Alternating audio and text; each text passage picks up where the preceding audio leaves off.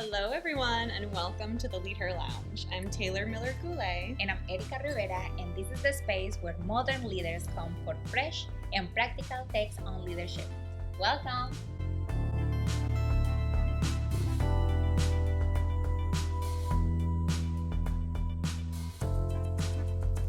Today, we are going to be talking about leading for the first time.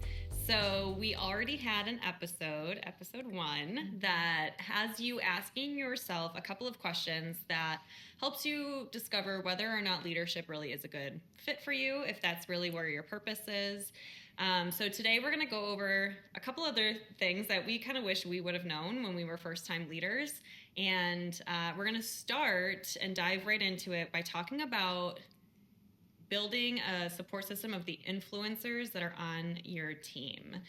So there's a couple different influencers that you might have on your team. We're going to go through and identify them and talk a little bit about how you can identify them. So the first one that we have is the Energizers. So do you want to share a little bit about what an Energizer is? I think I'm one of them. I want to say that. It's a person that is very positive. They love meetings. They love activities, team building activities. They love outings and having lunch with everybody in the team. So they bring that light in the team. So you need to identify who are those people. Why? Because again, we're humans and we are going to have those days where they are very difficult in your personal life. Maybe you're going to go through different situations and you cannot always bring your A game, your energy there, but you're going to rely on those team members when those situations happen, and they're going to help you to continue bringing that positivity and that kind of energy into the team when you can't, or maybe just to have something consistent. So learn who your energizers are. Make sure that they know that you know that they're energizers. Give them compliments and provide that positive feedback when you are telling them, hey, like, you bring the A game all the time. I love the way that you always say good morning to me. I love the way that you want to do team building activities. Like, make sure that you reinforce that, telling them, so they can actually continue doing those things as well. Yeah. So you definitely are an energizer. So that's one that you can identify. Another one is going to be the experts that are on your team. And the experts are the people that are incredibly knowledgeable about what it is that you either do as a team, or they're knowledgeable about their own role.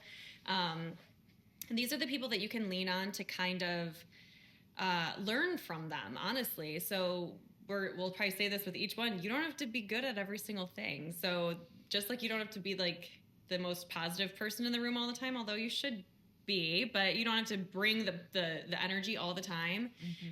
Lean on your energizers, but you also don't have to know everything either. So lean on those experts, the people who know, maybe they've been on the team longer than you have, and they do know a little bit more about what it is that your team does.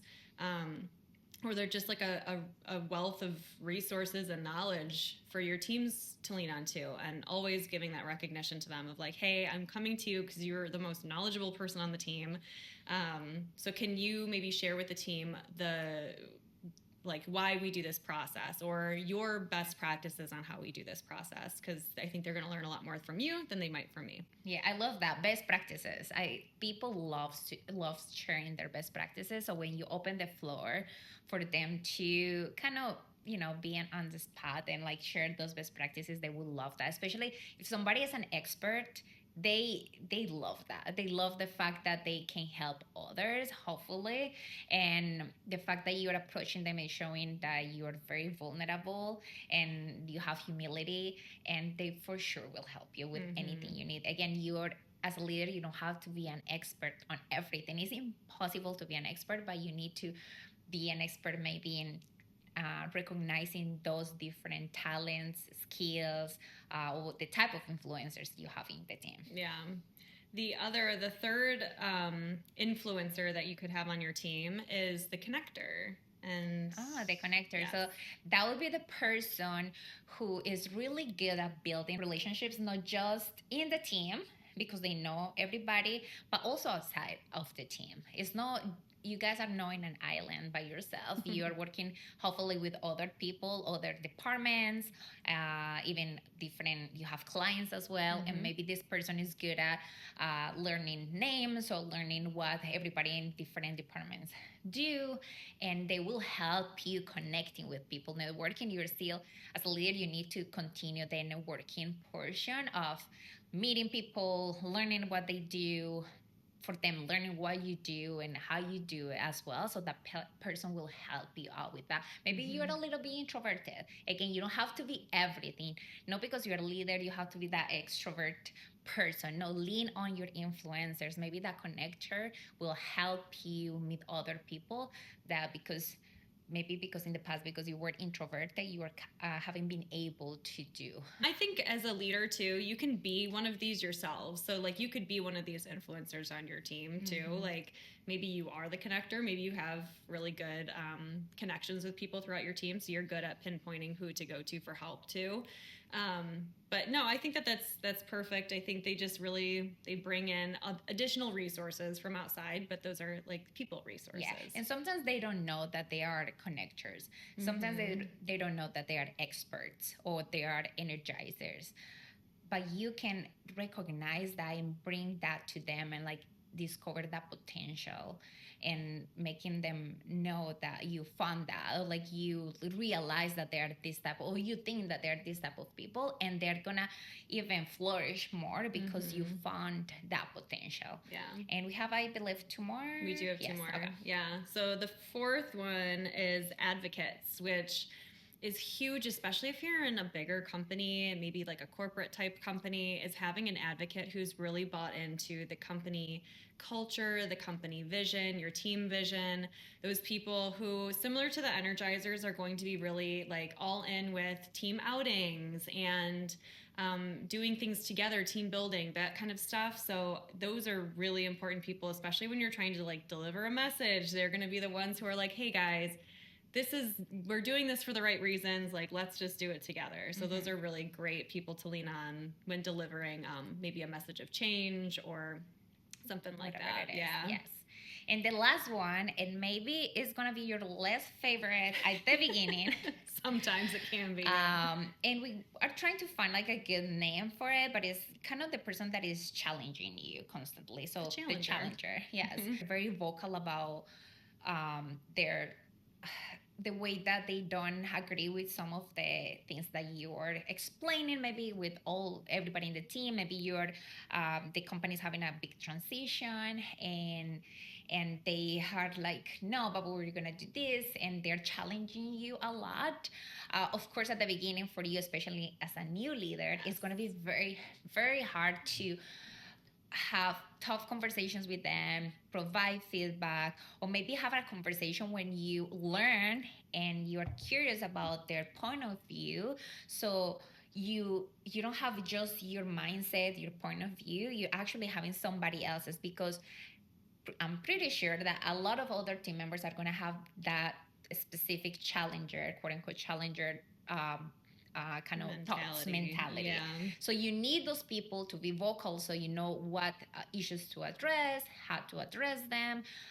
So lean on them as well. How having one-on-one conversations, maybe in front of everybody, is not the best way to do it. So learning more about that person, and every time you have to communicate maybe something new, and that you know that person is going to come to you and is going to ask why is this happening. First of all, yes, have the why. Every time you're going to communicate something, try to have the why. Try to partner with your leader so you know and you understand why those things are happening, those changes are happening. But also meet with this person and say, okay, I know this is like, it's going to be a big change. It's going to take a lot from us. I need you to poke holes in it, right? Like, I need you to let me know what I'm not seeing right now, what I'm missing, because this is going to happen. So let's make sure that the transition is something is going to be as smooth as it can be. So help me out. Help me out on this. And this is a good way to win over those you get a lot more members. buy-in from them. Yeah, going to them and saying, hey, I have to deliver this news. Here's the why behind the news. How would you deliver this? Or what, like you said, poke holes in this. Like what questions do you think I can anticipate? Yes. That's going to really empower them to be like, oh, cool. Like, yeah, I don't actually like the direction we're going in, but here's some things that you can anticipate. Here's some things, like, at least I'm being valued enough to where I can share my thoughts. And that's a really important piece. They just want to be heard. Most of the time, they just want to be heard. And having that one-on-one with you is perfect. And I think with all of them, like, that's why it's so important to schedule one-on-one with everybody in your team. So you have the opportunity to learn about what type of influencers they are, or they can be, because again, you can find that potential. Maybe they're a little bit, but you can make sure that they get to the level that you want them to be. The energizer, the advocate, the what else we have? The expert, the connector. So maybe you can help them to get there by listening, having one-on-ones with them, learning about their goals, being intentional with every interaction that we have with them. Sometimes we, on our way to the bathroom or for coffee, we can just stop by and say, hey, how was your weekend? I remember you have a wedding. How was it? Is that the picture of your wife, of your husband? Tell me a little bit about them. Where were you in the picture? Just 2 minutes, 3 minutes conversations. Learn something, ask questions, go to the bathroom, go for coffee. Just like be intentional with those interactions and make sure that you're learning about them. Yeah. I think as a new leader, the most important thing that you can do is invest in getting to know your team members. And you'll hear us talk about this time and time again, but getting to know people and building strong relationships with these people, especially your influencers. And not everyone's going to be exactly one of these things. I mean, we're all very unique. We don't want to put people in a box, but knowing these things about them will help you as a leader go lean on your resources. You don't have to be the expert. You don't have to know everybody. You don't have to have all of the ideas and perspectives, and you don't always have to bring all the energy all the time. But it's good to have people that do, so you are not getting all the pressure. You're going to have some pressure as a new leader, but you're not getting it all. It's not all falling onto you. It is not. And again, like, we both were new leaders. I was very overwhelmed. To the point that every time I have a meeting with my team, I was feeling sick. I thought I was going to get sick. I was going to do something that I didn't want to do in front of my people. It was during COVID time, so it was hard because didn't know even my team. We were doing video calls through Zoom to have those meetings. I was stressing myself out. For 2 or 3 weeks, I didn't sleep well. I didn't eat. Like, it is and here hard. She is on camera talking to and now I'm talking to, I hope, millions. This isn't a story of growth, yeah. So, like, definitely it gets better. You just need to be patient with the process and find ways to learn and be better, like watching our videos as well, and like reading and trying to be better, because it's gonna get better. I promise you. Just be patient. It's gonna be better. Just lean on your resources. And the reason why you're a leader right now is because you're great. You already are in this position because you deserve it. So just be patient with yourself. Yeah. I was 18 years old and I was leading women that were in their 40s and 50s. And being an 18-year-old leader was so overwhelming and so intimidating. And I felt like no one was taking me seriously. But I got to know these women so well. And I'll be honest, in the beginning, it was hard for me to try and get their respect as an 18-year-old girl leading them. But the more I got to know them, the more they were like, they cared about me, and they saw me as like a daughter, or some of them a granddaughter, and they were like, God, I really want you to be successful, and I'm going to, now that I know more about you, I know about your goals and everything, and I was learning about them, we clicked so much more. And I still talk to these people. We have dinners and everything with all the women that I was working with. So relationships are the foundation of it all. That's really the most important piece of being a leader, is just having really strong relationships. You get more buy-in that way. You build so much more trust, and they won't only work hard because they care about their job. They'll work hard because they care about you. You. Yes. But it's true. So, those challenges, if you're struggling to like click with someone, or you're struggling to balance and do it all, like, lean on your people. Your people are going to be the reason why you're able to accomplish what you accomplish. But that is all we have for today. So if you are a new leader or you know someone who is a new leader, make sure that you share this video with them. Comment below. Let us know if there's anything that has helped you in your new role, or if there's any questions that you've got about leading. And of course, don't forget to subscribe so you can see more content from us here at the LeadHer Lounge. We'll see you next week. Bye. Bye.